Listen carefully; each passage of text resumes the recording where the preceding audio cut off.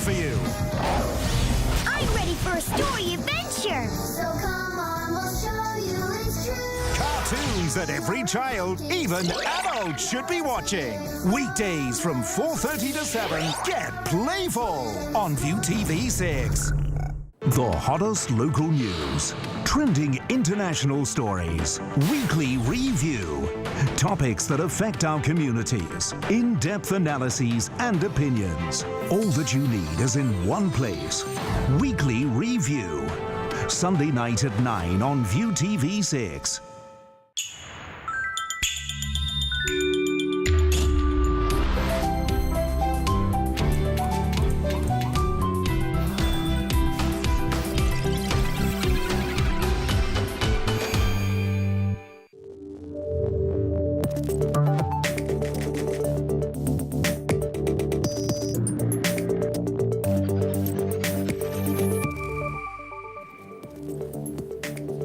Good evening, I'm Samantha Vardis in Hong Kong and welcome to ViuTV News. Coming up on tonight's show.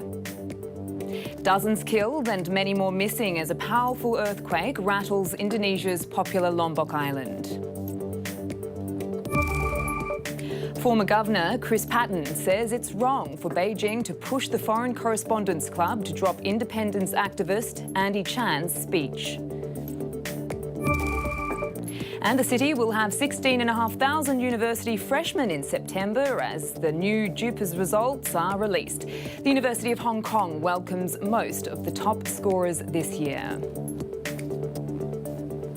Rescuers are tonight digging through the rubble of fallen homes and buildings, desperately trying to find survivors of a powerful earthquake on Indonesia's tourist island of Lombok. Dozens of people have been killed and many more are missing following the 6.9 magnitude tremor which hit earlier this morning. Dhruv Tikekar has this update.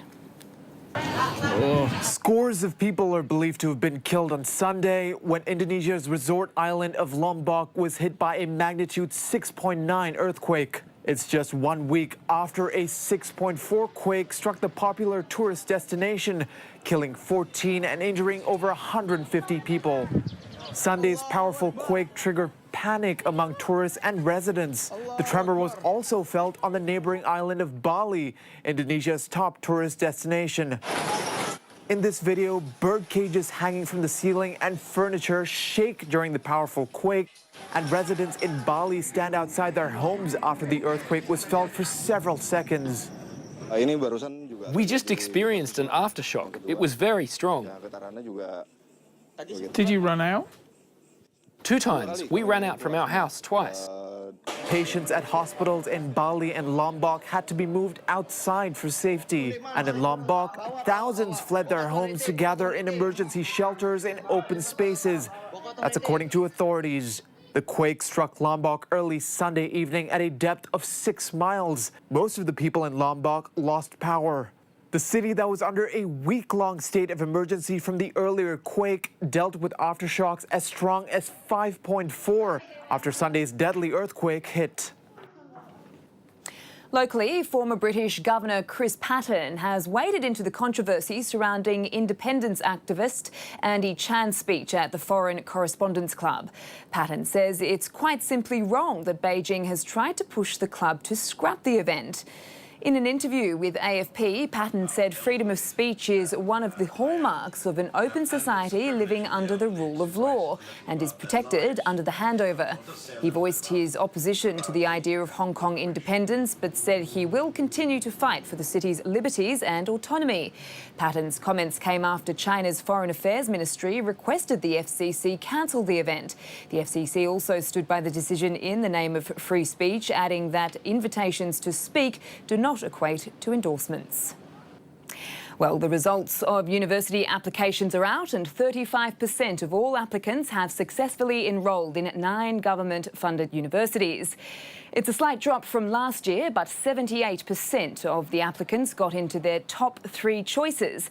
And where are the top scorers now? Well, 3 of them will be studying medicine and business programs at Chinese University, and the University of Hong Kong has offered places to 6 others, including Thomas Wong, the first student to get perfect scores in 9 subjects. Earlier today, 2 top scorers spoke about why they want to become doctors. Public hospitals are often short on manpower, perhaps causing long working hours for doctors, which may affect their mental health.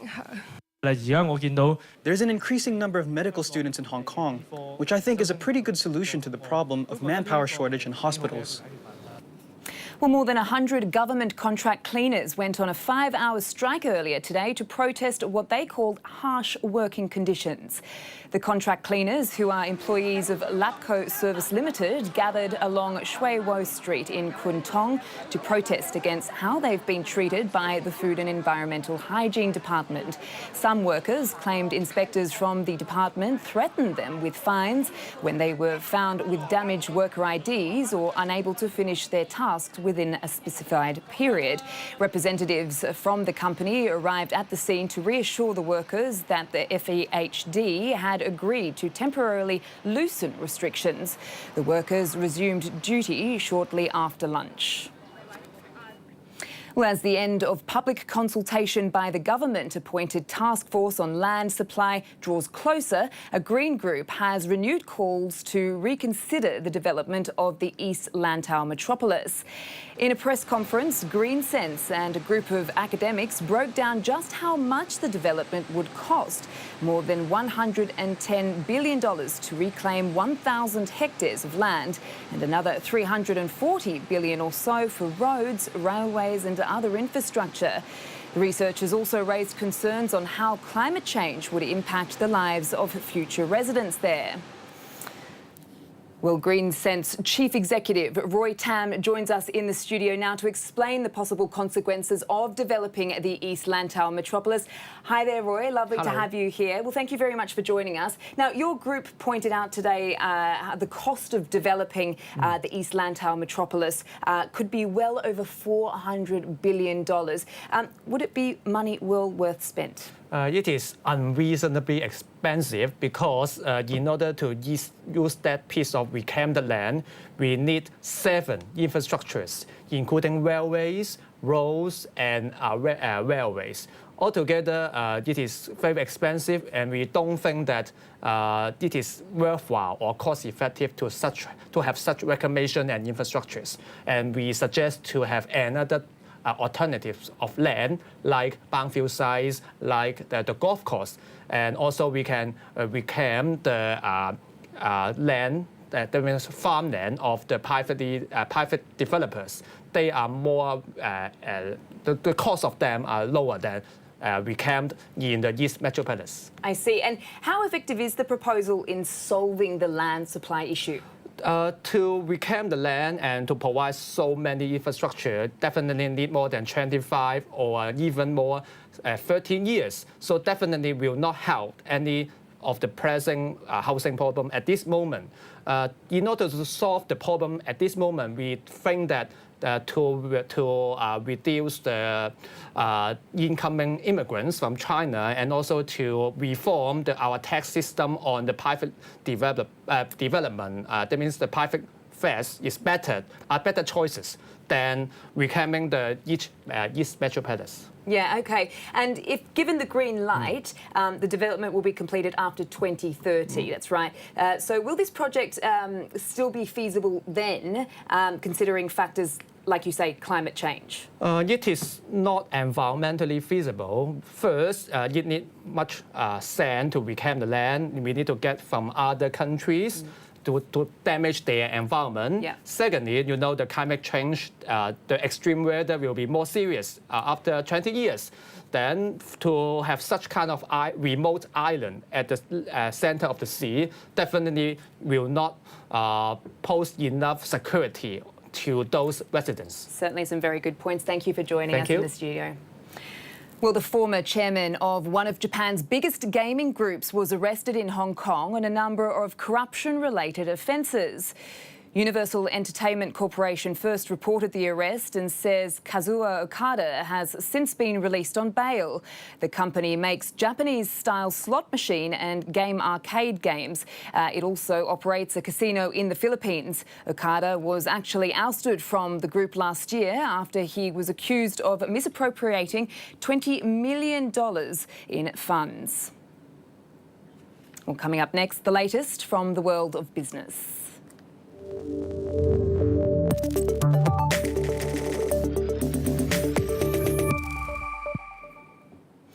Let's start with the ongoing trade dispute between China and the US, because state media has launched an unusually personal attack on President Trump. The ruling Communist Party's People's Daily newspaper accused Trump of starring in his own carefully orchestrated Street Fighter-style deceitful drama. The editorial also warned his, quote, extortion measures won't work. Over the weekend, Trump boasted that the tariffs on billions of dollars worth of Chinese imports are working far better than expected. He also cited losses on Chinese markets, although state media has since tried to ease investor nerves on the mainland. But if today's trade is any indication, the commentary barely did anything to reassure the markets. The Shanghai Composite tanked 1.26% over fears of where this tariff standoff will head next. China's currency, meanwhile, strengthened after the central bank introduced new measures, making it harder to bet against the yuan, which is near 14-month lows. Hong Kong was able to make some gains despite the ongoing tensions between the world's two largest economies. The Hang Seng Index closed up 0.52%, with utilities and tech shares outperforming. HSBC has kicked off a big earnings week in Hong Kong by announcing a healthy rise in first-half profits. Pre-tax profits are up 4.6% to $10.7 billion in the first 6 months of the year. The bank's Asian operations were by far the best performer, accounting for almost 90% of the financial uptick. HSBC reported a surprise fall in profits in Q1, but today's results show the lender's new strategy of investing in growth is bearing fruit. It's not just a busy earnings week in Hong Kong. Around the world, companies will be announcing their results. All up, it's a packed diary of profits and trade numbers, particularly in China and Europe, and all in the midst of a global trade war. David Pollard reports. Like nature, markets abhor a vacuum, and after intense weeks of corporate earnings and central bank action, any void is filled by trade worries. The row between the world's top two economies took another twist when Donald Trump spoke of higher 25% tariffs on almost half of China's imports to the US.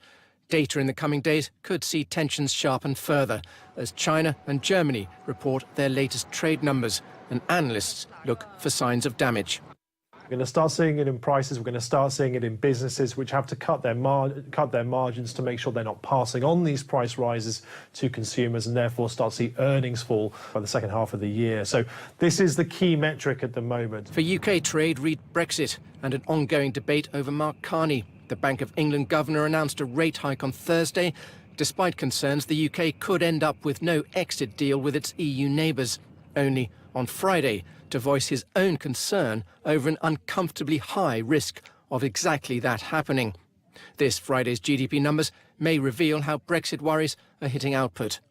I don't think there was any need for an interest rate rise, particularly with the issues with the trade war, with Brexit, although, you know, the UK economy is possibly going to have improved as the year progressed in the second quarter. The first quarter was hit heavily by weather issues, and I expect a slight underlying improvement.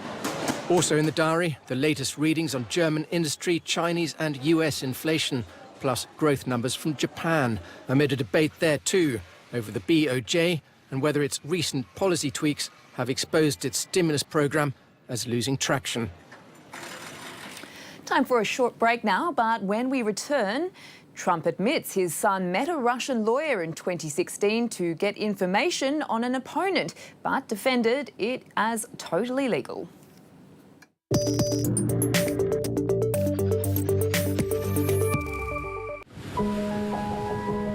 On the road to becoming the best in the field, we pledge to revamp the world through television.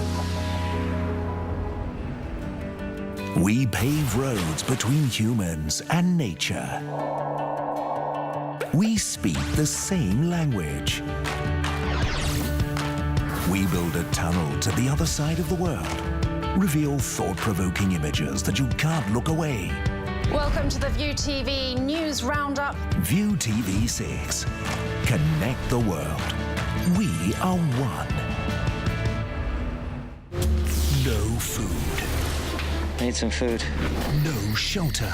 I have to build up my shelter. No fresh water. There we go. I need this. No tools. This I can make use of. No camera crew. There's just not enough to gather here. There's not enough to hunt. Just one man alone in the wilderness, surviving.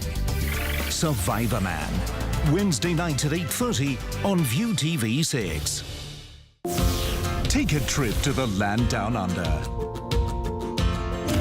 Behind every native animal surviving in the wild. Can we talk about this?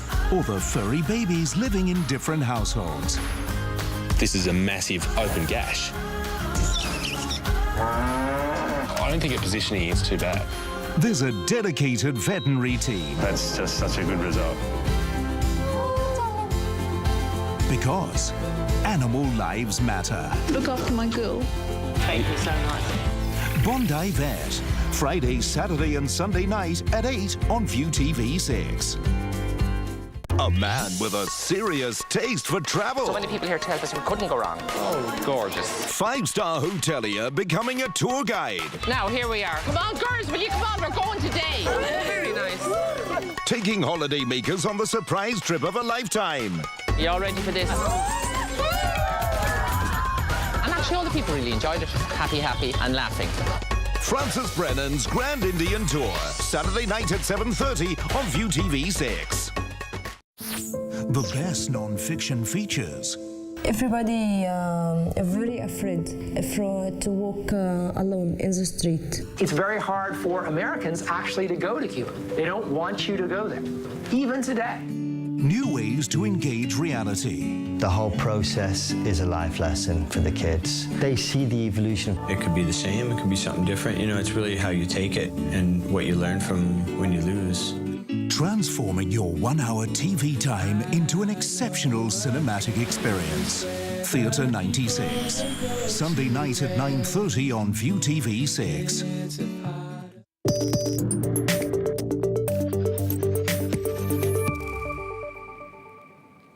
Welcome back. Well, as of today, Hong Kong residents aged 61 to 75 can get a free colon screening thanks to a new program subsidised by the government. More than 2 million citizens are expected to benefit from the scheme, which will be extended to people aged between 50 and 75 within the next 5 years. Eligible participants should first consult primary care doctors enrolled in the scheme for a stool test. Only those who get back positive results will be advised to receive colonoscopies, the first of which is free. The free stool test is unlimited, so health officials are recommending people to get tested once every 2 years. Under the scheme, people can get retested for free, especially those who got negative results in the stool test. As long as you're 75 or younger, you should take the test once every 2 years. This is the most effective way to spot abnormalities in your colon. Turning to the education sector now, the court maintains that the 3 primary school teachers and their friend who allegedly leaked interview questions are not guilty for dishonest use of a computer. The 3 suspects taught in government-subsidised Heap Wo Primary School. They were charged for dishonest use of computers for taking photos of interview questions and leaking them to students back in 2014. Although the government appealed against earlier ruling, the High Court ruled today that the use of mobile phones does not constitute to unauthorised use of computers. And since the prosecutor has failed to substantiate that their move was dishonest, the charge against them has been shot down. Home improvement works could breathe new life into your homes, but when handed over to the wrong people, they could also become pricey ordeals. A Now TV report found that some renovation firms have used hidden costs to inflate bills and in some cases refused to issue detailed invoices to their customers. That makes it difficult for homeowners to file complaints. In one case, a homeowner named Wong was talked into making more alterations than what was initially planned. As a result, a $300,000 makeover ended up costing almost double. The company she hired had repeatedly failed to produce a detailed quotation of how much each item costs, saying it's too busy to do so. The firm has also been harassing Wong's family for 2 years after she refused to pay up. The Customs have received 85 related complaints between January and April this year, but only arrested 2 people. Very often, there may not be detailed contracts for home renovation works. They often depend on verbal agreements between the companies and customers. As a result, the contracts may not list the materials used in the renovation or the expected end date of the works. And therefore, in case of dispute, we don't have concrete evidence for our investigation. Overseas now, and President Donald Trump has given his clearest admission yet that his son met with Russians in 2016 to get information on his election opponent, Hillary Clinton. In a tweet yesterday morning, Trump said the meeting between Donald Trump Jr. and a Russian attorney at Trump Tower to get dirt on Hillary Clinton was totally legal. Special counsel Robert Mueller is investigating US intelligence findings that Russians conspired to sway the election in Trump's favour. Trump denies any collusion.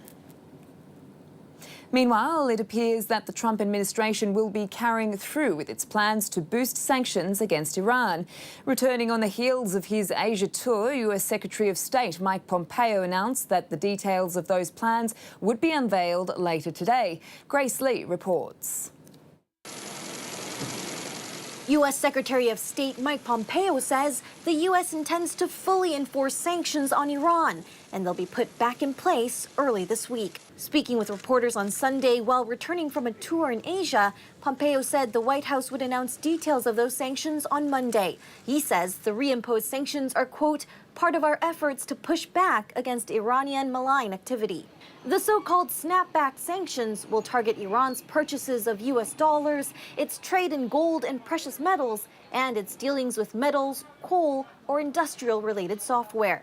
In May, Trump pulled out of a major 2015 deal between world powers and Tehran, under which international sanctions were lifted in exchange for curbs on Iran's nuclear program. Despite opposition from European allies, he denounced the Obama-era deal as one-sided in Iran's favor.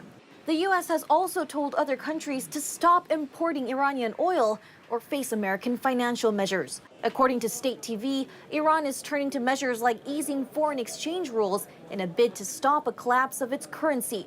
It's lost half of its value since April due to fears of U.S. sanctions. A U.S. Treasury official tells Reuters those sanctions will be reinstated at 12:01 a.m. Eastern Daylight Time, Tuesday. Authorities in Venezuela say they've arrested 6 people in connection with an apparent assassination attempt on President Nicolas Maduro. Drones rigged with explosives blew up during a military event in Caracas on Saturday. But as Gillian Kitchener reports, critics fear Maduro will use this plot to further crack down on opponents. 6 people have been detained Sunday for an apparent assassination attempt against Venezuelan President Nicolas Maduro. The country's interior minister saying one suspect had a pending arrest warrant for an attack on a military base, while another was arrested in 2014 for an anti-government protest. State television on Saturday showed the socialist leader appearing startled by what authorities said were drone explosions, which occurred during a military event in Caracas. Seconds later, the footage panned to hundreds of soldiers chaotically scurrying out of formation before the transmission was cut. Opposition groups warn that Maduro's government may use the incident as justification for a heavy-handed crackdown against critics of the regime. Maduro pointed the finger at some residents of Florida and at Colombian President Juan Manuel Santos in alliance with the, quote, extreme right in Venezuela. A Colombian government source called the allegation absurd. A little-known group called the National Movement of Soldiers in T-shirts claimed responsibility for the attack. It's time for sports.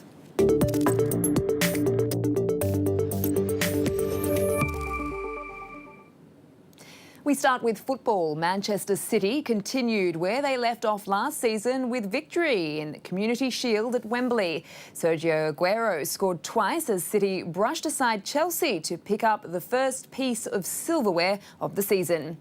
Aguero's first after 13 minutes was his 200th goal for the club. His second came after the break on a sweltering day in London. Chelsea lacked any attacking flair, and that will be a concern for new manager Maurizio Sarri.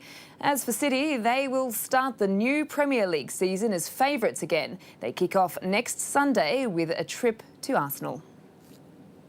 Well, Germany's Alexander Zverev successfully defended his Washington Open title on Sunday after beating Australian teenager Alex de Minaur 6-2, 6-4. The world number 3 dominated throughout, winning all but 2 of his first serve points in the final, which lasted an hour and 14 minutes. The 21-year-old German became the first player to defend his title since Argentine Juan Martin del Porto nearly a decade ago. Meanwhile, de Minaur, once ranked 208th in the world, will now soar to number 45. Very. I mean, obviously I played very well throughout the whole tournament, from start to finish. So I'm very happy how it went. And you know, obviously in the final as well, Alex played great. But you know, I was feeling the ball well. Meanwhile, in California, Romanian Mihaela Bezanescu stormed to an easy straight set win over Greece's Maria Sakkari Sunday to win the WTA Silicon Valley Classic. The 6-1, 6-love drubbing was the first WTA Premier level singles victory for the 5th-seeded Bezanescu. Victory means the 30-year-old moves up to number 20 in the newest ATP rankings. Unseeded Sakkari, meanwhile, was in her first WTA final after upsetting some big names, including Venus Williams and Danielle Collins. That's it for now. Please join us again later. I'm Samantha Vardas. This is ViuTV News.